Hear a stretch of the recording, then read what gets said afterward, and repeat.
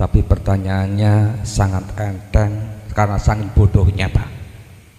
Ya. Dunia adalah panggung sandiwara, di mana sandiwara itu rentengan cerita, dan cerita itu juga termasuk rentengan takdir demi takdir. Sebelum ditayangkan, cerita itu sudah dibuat olehnya. Misalkan kalau ceritanya Allah, berarti yang buat Allah, ya berarti begitu. Terus tujuannya apa sih Gusti Allah gawe cerita? Ada yang cerita ngenesi, nyenengi, aja manis surga neraka. Tujuannya apa? Itu yang pertama. Yang kedua, tadi Gusti ngomong ada amal sing dideleng, ada amal sing ora dideleng. Berarti Gusti Allah ana sing seneng ya, angger duwe senengan berarti ana sing ora disenengi. Setuju ya, Gus? Begitu. Kalau ada seneng, ada tidak seneng, berarti Gusti Allah apa ya? Pilih kasih. Artinya wong bebas kuasa kok bisa seneng ora seneng. Gawe seneng bawis.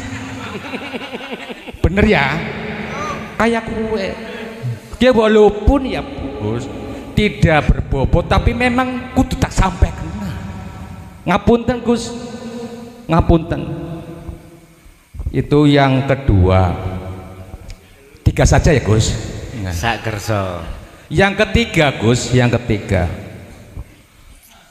pada waktu kita menghadap, ya, ada kata-kata ingsun urip, ingsun madhep maring urip, baik ananing awake dewek maupun di luar awake dewek. Nah, artinya ingsun urip roh niku ngadep kari urip. Urip kan ning jerone urip kan pada bae urip jerone jabane urip. Kok bisa madhep? Ngapunten nggih. Ngapunten banget. Assalamualaikum warahmatullahi wabarakatuh. Waalaikumsalam warahmatullahi wabarakatuh. Tambah semangat niki ya. Wa idz qala lil malaikati inni ja'ilun fil ardi khalifah. Saya menjawab itu ada 2 sudut kacamata, Pak.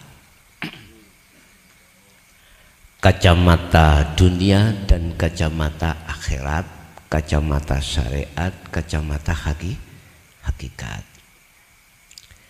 Satu pertanyaan, nyapo Gusti Allah kok nggawe cerita sing macem-macem, tujuannya nyapo sih? Nah gitu. Apa tujuannya? Pertama, dari surat Al-Baqarah tadi Allah dawuh sebelum menjadikan Adam itu Allah gampangane berkonsultasi, bahasane ngomong nang para malaikat. Iki bahasa syariat sik ya, kacamata. Kat aku iki arepe ndadekno makhluk ning bumi. Jenenge menungso, namanya manusia, yang maksudnya kujadikan sebagai khalifah. Apa sih khalifah? Pemimpin. Terus dijawab ambek salah siji malaikat. Yang salah siji malaikat itu nanti akan disebut iblis ya. Itu penasehati malaikat. Ya Allah, Apakah kurang cukup kami ribuan malaikat setiap saat dan setiap waktu bertahmid, bertasbih, mensucikan jenengan, bersujud? Nanti apa tidak menjadikan satu pertumpahan darah di bumi ya? Iku jawabannya salah siji malaikat, dia sebagai penasehat. Kalau dilihat kenyataannya, pada saat itu malaikat kan sudah tahu Pak, cerita aluri akhirnya jadinya di dunia itu bagaimana lagi itu toh. Yang perlu kami garis bawahi di sini, khalifah adalah pemimpin. Menjadi pemimpin di atas bumi ini. Manusia itu akan beranak pinak ya. Dan disitulah dia akan mengarahkan untuk menyembah menyang aku. Pertama Adam, berarti sapa sing dipimpin? Anak dan istrinya. Wis, dipimpin untuk menyembah pada Allah. Tapi di situ ada cerita dua anak yang kembar laki perempuan. Syariate beliau dinikahkan, nggak apa-apa, tunggal sekandung, tapi kembarannya harus tidak sama. Qabil ambek Habil. Singkat cerita, iblis iku mau nggodha nang kuwi, akhirnya salah satu di antara anak namanya Qabil itu mengikuti arahannya, jalannya iblis atau setan itu. Ini fungsinya adalah untuk membimbing terhadap menjadikan khalifah di muka bumi. Sekarang terhadap kita khususnya seorang laki ya, seorang suami, bimbinglah anak dan istrimu untuk menuju dan bertemu Allah sehingga bisa berjalan di atas fisabilillah. Tetapi dalam surat Ibrahim Allah katakan ayat 3, wa yasudduna an sabilillah. Ketahuilah, nafsu dalam dirimu itu selalu menghalang-halangi di antara anak-anakmu, istri-istrimu itu tidak berjalan di atas jalan Allah. Yes. Barang siapa yang berjalan di atas jalan nafsu, itu pasti terjadilah sesuatu kesengsaraan. Dan barang siapa yang berjalan di atas jalan Allah, disitulah akan menemukan satu kebahagiaan. Dikongkon milih. Wis. Iki secara syariat. Secara hakikat, mengapa Allah itu membuat cerita-cerita sing macam-macam seperti itu? Apa fungsinya? Padahal urip ning dunya iku laibun walahwun, seperti sandiwara. Gini Pak, kembali kepada ayat khalifah tadi. Di dalam diri sampean itu ono dulur Pak.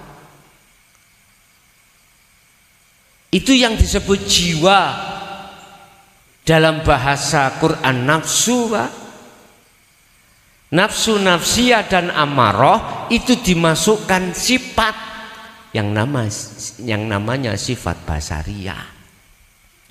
Sifat yang cenderung untuk mengikuti nafsu yang mengarahkan pada jalan nafsu. Kita disuruh bimbing. Yang kedua, ada nafsu lawamah dan mutmainnah, yang ini dimasukkan sifat basiroh, yang cenderung sifat basiroh itu mengajak berjalan di atas jalan Allah. Lah terus ruh ini sebagai raja, sebagai raja. Manakala raja itu bisa dipengaruhi oleh nafsu, nafsiyah ambe amarah, maka cerita lakoni kita itu mesti sengsara. Tapi manakala munculnya sifat basiroh itu yang mempengaruhi ruh sebagai raja, maka akan terjadilah satu kebahagiaan. Iku laibun walahwun. Dikatakan laibun walahwun itu, mohon maaf, koyoke lah ono nggih, ning sejatine ora ono. Justru sing ngomong ono ikulah yang masuk di dalam sifat basariah akhirnya sengsara. Justru sing bahagia yang masuk tidak ono, otomatis sing ono mung Gusti Allah, ikulah yang bahagia.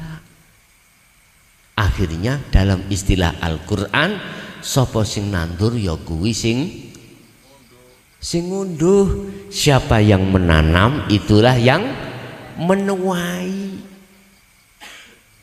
Bapak Ibu hadirin, apa maksudnya Allah nggak cerita kaya ngene iki? Semata-mata Bapak Ibu, secara hakikat itu bentuk mempraktekkan janji kita pada Allah. Apa janji kita pada Allah sebelum kita dijadikan manusia? Yang disebut namanya ruh. Alastu birabbikum, hei arwah, betulkah aku Tuhanmu? Nggih. Sok kuwi muja-muji, bercinta, menyembah mung aku, nggih. Akhirnya Allah dawuh wa nafahtu, dan kutiupkan rohku itu terhadap jasad kai. Seret akil balik, akhirnya diuji. Kalau mengikuti sifat basiroh loloslah. Kalau mengikuti sifat basariah itu tadi, makanya ada bahagia, ada sengsara. Itu sing ngrasakno nyong dhewe bukan orang lain. Nyong dhewe bukan orang lain.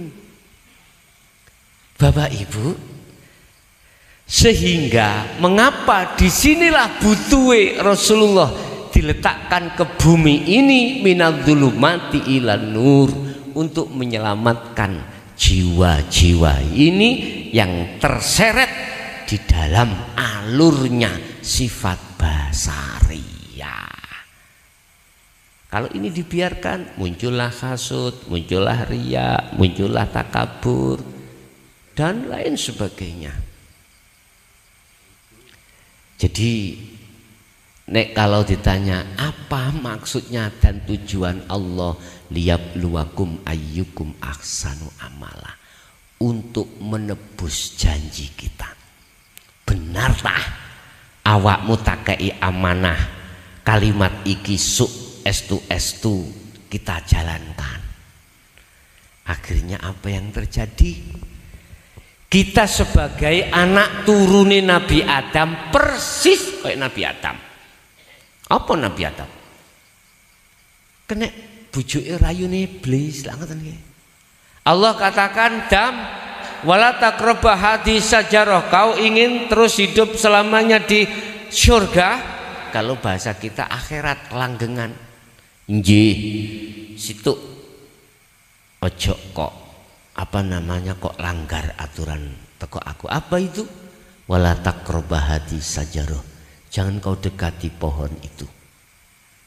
Manakala kau mendekati, kau akan kepingin. Kalau kau kepingin, kau akan berupaya untuk mencari bagaimana caranya mendapatkan. Akhirnya Allah nyeluk iblis. Iblis tak uji ini Adam kae. Siap diuji. Apa isine iblis? Kebalikan dari apa yang dikatakan Allah.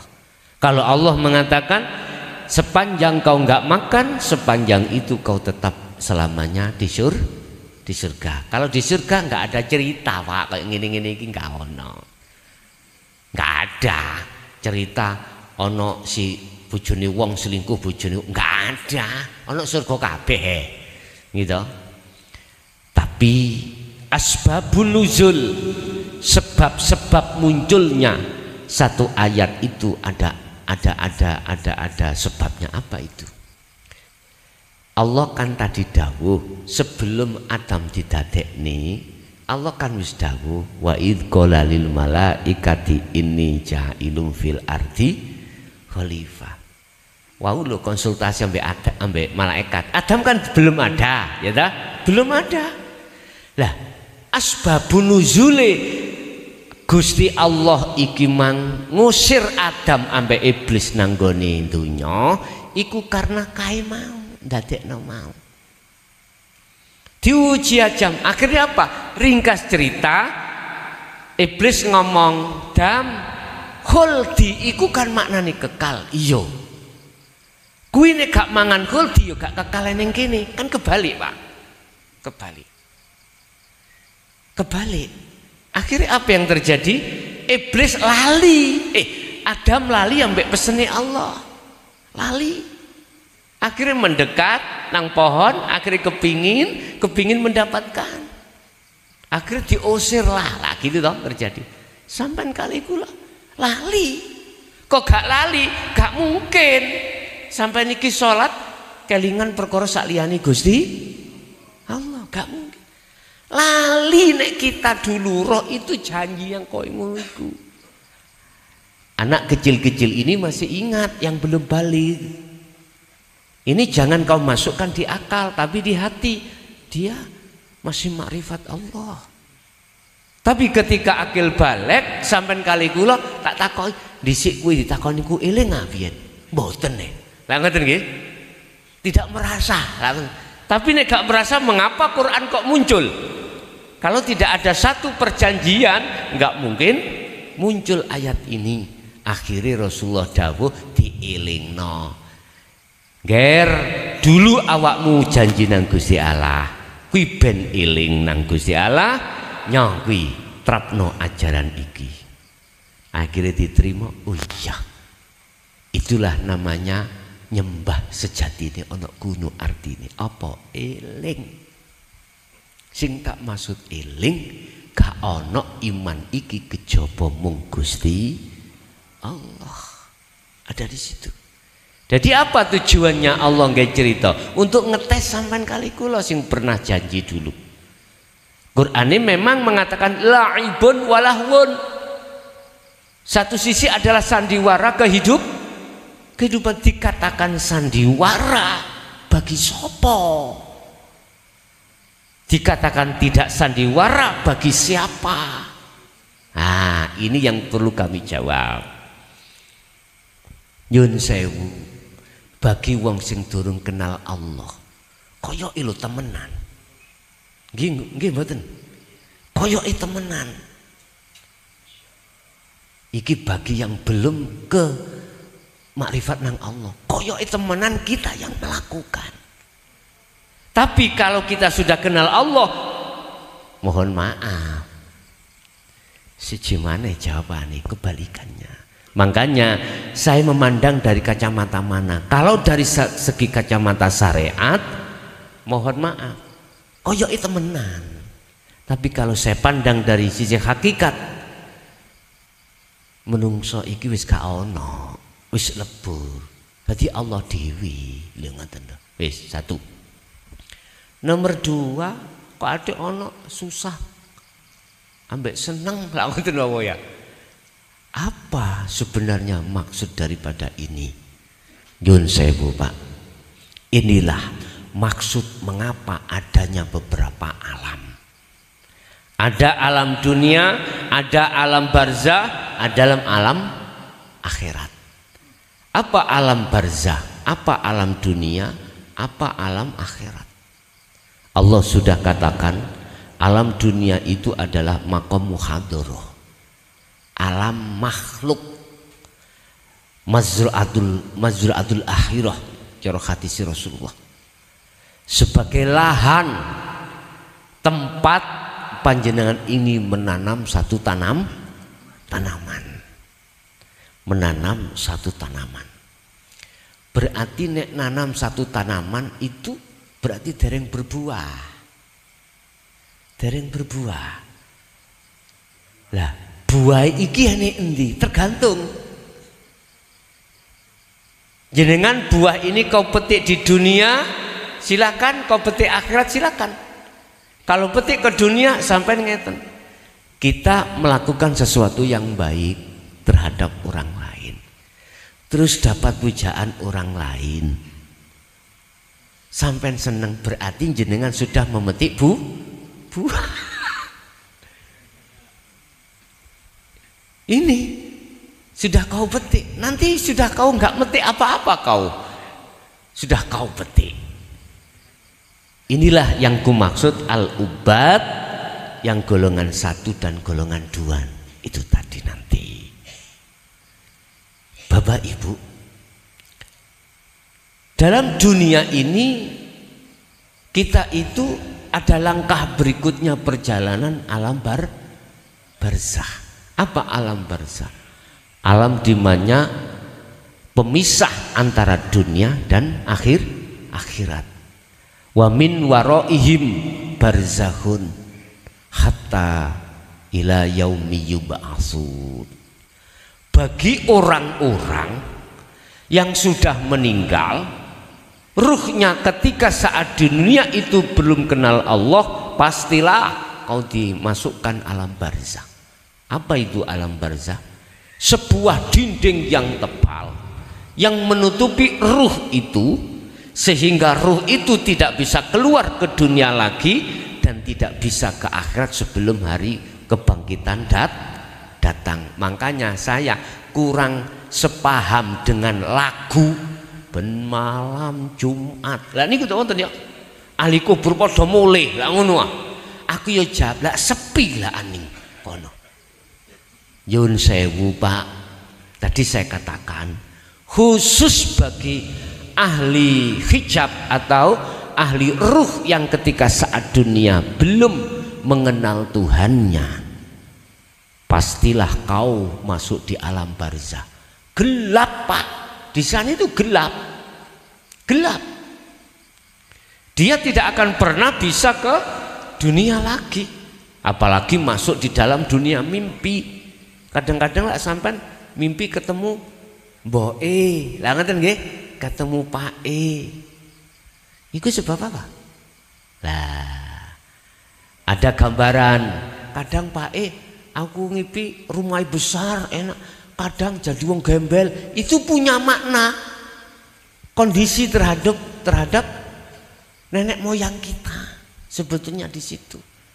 Apakah itu ruh itu kembali nang dunia nang sampean lewat dunia mimpi atau gimana? Ndak Pak, itu jenengan ditanda Allah dituduhno nang alam barzah. Nek sampean gak balik yo sampean turu kematen mati tidur sudah nggak bangun, itu ahli hijab. Tapi bagaimana ahli syuhud, ahli ruh yang sudah tidak buta pada Allah ketika meninggal? Sayaqulunal ladzina qalu udkhuluha bisalamin aminin. Malaikat sing ana njero alam barzah iku gak takon ngono Pak. Gak takon marobuka manabiuka kiblatuka lan sak piturute. Talkine wak mudin wis gak kanggo. Ngapunten Kak Wadah. Para malaikat, para berarti kan banyak. Sayaqulunal ladzina qalu, para malaikat disuruh Allah berkata. Apa berkata apa? Udkhuluha, do mlebu sira kabeh ha ing tempat yang sudah disiapkan. Ha iku jannah, rahmat. Bisalamin aminin, dengan aman santosa, berarti tidak masuk di alam barzah. Karena apa? Karena barzahnya saat di dunia sudah sampai hancurkan. Paham ya? Kita di dunia ini Pak dikunjoro ambek nafsu lewat kesenangan dunia, akhirnya tidak tahu terhadap Allah. Kalau ini sudah jenengan hancurkan lewat suluk tadi ya, masuk di dalam muraqabah sampai ke musyahadah, maka bebaslah kau. Makanya kula sanjang nek jenengan wis sampai pada Allah sudah makrifat, mati yo rapopo. Nek durung ngojok pisan-pisan arep-arep mati. Gak ono Pak wong arep-arep mati, gak ono. Kecuali ala inna auliya illah. Niki. Ono salah satu cerita ya, mungkin sudah sering saya ceritakan. Kekasih Allah itu saking rinduni untuk mati dengan harapan dia tidak hanya secara jasmani rohani saja yang ingin bertemu Allah. Dia menek ning wit dawur, cara akal nek ceblok mati. Lah ngoten nggih. Ternyata belum waktunya Pak. Ketika nyeblok manung emprit rombongan liwat nisore sret. Akhirnya mboten saged ceblok jlub mboten kena-kena gak mati. Satu saat ada satu kerajaan, rajanya punya anak yang sangat cantik sekali. Cantiknya luar biasa. Satu kerajaan tapi tidak ada yang berani untuk menikahi. Sebab apa? Sebab mau menikah, yang mau menikahi mati. Ya belum sampai qabil tu nikah dinikahna uzawizuka, belum dinikahna wak mudin mati. Akhirnya wedi sak negara itu. Krungu ana kekasih Allah kepingin cepet mati, daftar Pak. Ngoniku moro seret nakokno namanya mukhadoro dipethukno. Wah cantike Pak, cara wong sak Tegal ngono kan sing ngalahno wis mesti kepencut. Mbasa wis ketemu mule kok durung mati. Nah ngono ya. Oh engko bae nek pun nglamar khitbah. Rajane ya bingung kok durung mati. Khitbah nanti mungkin waktu khitbah ngelamar nentokno jadwal nikah, akhirnya selesai pulang gak mati. Padahal sebelumnya itu seneng tok nih langsung bisuke mati belum nakokno. Wis akhirnya jatuhlah pada waktu akdu nikah. Rajanya ngomong ning atine, mungkin waktu nikah langsung mati. Ngoten niku mbasa sudah dijawab qabil tu nikahaha wa tazwijaha bil mahril mazkur, gak mati. Sak negara iku bingung. Rajane nggih bingung iki menungso apa jin. Ngoten wis bingung terus ndelala masih beliaunya nggih bingung kok gak mati. Akhirnya apa Pak? Ketika merawani. Ngerti merawani nggih sampean? Apa bahasanya di sini? Malam pertama ya. Malam pertama terjadi hubungan intim, malaikat Israel turun. Malam pertama. Akhirnya apa yang terjadi? Gelut Pak. Aku suwe njaluk mati-mati gak kok pateni, enak-enake kok langsung kate sik entenono dhisik. Dikon ngenteni. Tunggu dulu. Takdir oleh takdir akhirnya apa? Israel nggak mau menunggu sesuai perintah. Akhirnya apa yang terjadi? Gelut Pak. Beliau ambil malaikat Israel. Malaikat Israel jenenge kekasih Allah Pak. Lebih daripada malaikat. Dicekel gulune dikeplekno cagak, lisuh kabeh langsung balik nang Allah lapor. Gusti wonten kawula jenengan sing ndablek gak kena dijupuk ngoten. Akhirnya cerita kula mari dikeplek-keplekno lisuh ya tak dipijeti Gusti Allah wis suke tak paranani dhewe. Akhirnya apa Pak? Ketika saat sudah selesai malam pertama, Allah rawuh sret dijukuk dhewe mek Gusti Allah. Iku maksudnya para kekasih Allah sing jabut itu bukan malaikat Israel, tetapi Allah langsung kalbarki Rasulullah iku mang oleh nyangke isarah kalbarki ketika wa inna ilaihi rojiunnya itu seperti kilat. Akhirnya anak kekasih Allah itu muncullah namanya Syekh Abdul Qadir Jailani. Ya Allah, berarti ngeten Pak, jenengan nek dereng duwe anak waktu nggawe biyen kok durung koyok kekasih iku ndamel maneh situngkas ya. Dadi madhepan nang Allah sik, dunungno ati nang Allah, tajalikan nang Allah. Ketika saat sebelum melakukan hubungan intim tajalekno rawuh nang Allah. Akhirnya kok muncul jenengno anak sampean nek lanang Syekh Abdul Qadir Jailani Abdul Qadir wonten mawon jenengno kuwi engko Syekh katut dewi, pokoke gak Syekh wetan ya, pokoke gak Syekh wetan, setan niku lho Pak. Bon, itu yang kedua. Jadi apa kok nggawe seneng gawe gak seneng semata-mata itu untuk ngelompokaken jenengan kali kula iki antara golongan ahli hijab dengan ahli suhud.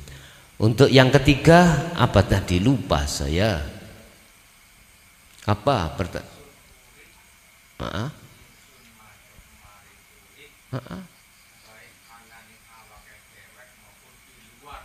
dewek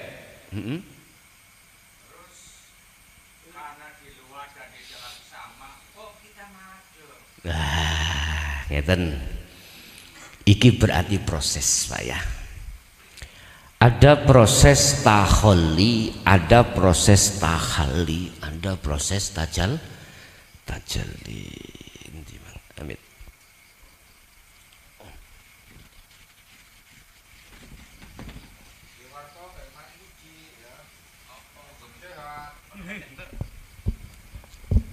Ada proses taholli, proses tahalli, proses tajalli. Apa taholli itu? Taholli adalah dimana di jagatnya hati sampean kalih kula niki dereng kenal Allah. Masih ada dua Pak. Ada ingsun hamba ya, yang disebut makhluk, ada ingsun Allah utawa urip yang disebut Kang Moho Suci. Di situ jenengan kali kula iki selalu memenangkan ingsunnya makhluk. Iki proses Pak ya, proses dulu. Segala hal apapun yang terjadi itu hati ini beriman selain Allah yang berperan. Contoh apa ini namanya Pak? Laron yang mabur-mabur. Taholli itu adalah iman kita yang menuduh yang berperan adalah laron itu. Ya, oke, tinggal kedik we, sedikit demi sedikit. Ini taholli.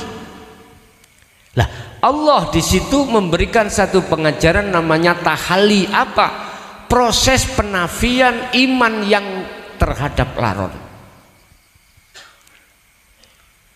Lah, ketika tahalli inilah terjadilah surat Al-Hadid ayat 3. Ada istilah dohir, ada istilah batin, ada istilah jobo luar, ada istilah dalam. Ini masih berlakunya kalimat madhep, masih berlaku karena masih ada sebutan jobo jero luar dalam, awal akhir, huwal awwalu wal akhiru wadzahiru wal batinu. Loh, masih ada sebutan toh, karena proses tahalli ini proses suluk. Ada yang menghadap, ada yang dihadap, masih ada dua. Terus bagaimana status surat Al-Ikhlas ayat 1? Kul katakan Muhammad huwa utawi hidup iku Allah, secara syariat disebut Allah iku ahadun tunggal. Bagaimana bisa sampai ke tunggal? Akhirnya diberikanlah satu ajaran namanya tajalli. Apa tajalli? Menetapkan keakuan ingsun Allah, ingsun urip iki. Kalau sudah di situ Bapak, maka tidak ada sebutan dalam, sebutan luar, sebutan awal, sebutan akhir. Kalau ada sebutan berarti Allah bertempat. Berarti Allah bertempat. Padahal Allah tidak butuh tempat. Lah, kalimat bertempat ada awal, ada akhir, ada dalam, ada luar. Itu hukum yang berlaku di tahali. Ketika suluk makane Koco Toriko ada istilah robitoh. Apa robitoh itu? Menghadirkan wajah sang mursid. Iki konco-konco Toriko lho Pak nggih. Gak apa-apa, nggak apa-apa karena memang proses tahali. Tapi ojo duduk di situ terus, maksudku itu ngono. Solokmu itu kudu harus kewusul. Bisanya kewusul, Anda harus memegang atau membawa kunci kemusyahadah apa? Adzikru bisiril asror. Ojo dzikir sir khafita yang masuk dalam latifah pitu, ojo. Ya kudu harus membawa dzikir sirul asror, baru Anda akan sampai ke alam kelanggengan, alam sawiji, alam ahad, alam musyahadah. Baru kalau tidak membawa adzikru bisiril asror, mohon maaf loh, tak ingatkan loh, saya menjadi korban puluhan tahun. Mohon maaf, saya dimasukkan dalam alam kasyaf Pak, di mana penuh dengan karomah, dan itu malah justru membelenggu diriku. Wis korban aku tok ae, kuwi aja melok-melok dadi korban. Loh niki sedawaya kanca-kanca dulu seperti ini. Karena apa? Belum mengenal zikir sirul asrar, disirino, dirahasiakan oleh guru-guru kita. Mengapa beliau merahasiakan? Nyun sewu, jangankan guru saya anggap sebagai orang lain, wong tuwaku mbahku dhewe lho jawab ngene. Yes ngono ngger aku biyen golekane sorok, kudu kuwe ya kudu ngerti sorok gitu we. Akhirnya ya tidak bulanan, tahunan muter-muter koyok bal bekel niku lho. Ngerti? Mumet jalan di tempat. Tapi pada akhirnya di situ pasti akan dibuka Allah sendiri. Tinggal kita butuh waktu lama apa waktu cepat. Makanya iki wis 2025 wis sedang tak gawe waktu cepat. Makanya mengapa saya berani mengatakan dengan terang-terangan tentang sirul asror? Karena waktu sudah sedikit. Karena waktu tinggal sedikit. Dan itu semuanya semata-mata juga karena Allah. Karena urusan beliau-beliau yang nggak mau buka, bukan urusan saya. Bukan urusan saya. Dan saya hormati. Dan saya tidak akan pernah menyalahkan. Karena dulu memang saya juga begitu. Jawabnya, mbah saya juga begitu kok. Apa? Memang tak kayak gini kuwi cek ngerti soro. Ngoten lah. Saya sendiri nggak mau jenengan soro. Laksana saya misalkan sebagai orang tua punya anak wakeh, wis anakku tak totoni rek. Omah tak gaekno dhewe-dhewe, sembarang tak siapi nyambut gawe, cek kariplek lho ngoten lho. Lah, ada orang tua yang berprinsip seperti itu loh Pak ya. Nyambut gawe wong tua iku wis empuh omsete digedhekno kanggo noto anak sok cek gak mikir nemen-nemen urusan dunya. Ada yang seperti itu, ada yang berpedoman lha iku urusane dhewe, aku sok matek yo gak tak gawa. Lah ngoten nggih. Monggo iku urusane wong tua dhewe. Jadi itu tidak akan pernah ada njaba jeruk kalau sudah sampai pada akhlak. Jadi wis gak mengatakan arah, ayatnya memang fa aina ma tuwallu Dimanapun kau mengarah, di situ ada wajah Allah. Berarti masih ada arah etan, arah kulon, arah. Kalau sudah di ahad, sudah tidak ada arah. Nggih, ada lagi? Jam sudah 12:30. Oke, nggih pun Bapak Ibu hadirin jamaah rahimakumullah. Apa yang sudah digelar tadi semata-mata semuanya hak, itu datangnya dari Allah Subhanahu wa taala, dan mulai awal sampai akhir barangkali di antara panjenengan ada yang tertusuk hatinya sampai sakit. Mohon maaf, baik di dalam maupun di luar sana. Saya tidak bermaksud seperti itu. Saya hanya satu, untuk mengkritik panjenengan supaya naik tingkat panjenengan, hanya itu tok. Nggih, mohon maaf barangkali ada yang merasa tersinggung dan lain sebagainya. Kami juga manusia, tidak lepas dari salah kefahaman, dan mudah-mudahan harapan saya mulai awal sampai akhir menjadikan satu ilmu ingkang manfaat fitini wad dunya wal akhirah terhadap kita dan anak putu kita ila yaumil qiyamah. Lahumul Fatihah. A'udzubillahi minasyaitonir rajim. Bismillahirrahmanirrahim. Iyyaka na'budu wa iyyaka nasta'in. Allahumma shalli wa sallim ala sayyidina Muhammad. Alhamdulillahirabbil alamin. Ya Fattahu ya Alim, iftah lana bi futuhil arifin wa ila auladina wa azwajina wa dzurriyyatina ila yaumiddin. Ya Allah, nawwir qulubana wa ilaihim binuri hidayatika wa ma'unatika wa rahmatika wa syafa'atika wa ma'rifatika. Rabbana atina fid dunya hasanah wa fil akhirati hasanah wa qina adzabannar. Wa sallallahu ala sayyidina Muhammad. Alhamdulillahirabbil alamin. Kurang lebihnya mohon maaf. Akhirul kalam, hadanallahu wa iyyakum wal afwa minkum. Tsumma assalamualaikum warahmatullahi wabarakatuh. Tapi pertanyaannya sangat enteng karena sangat bodohnya, Pak. Ya. Dunia adalah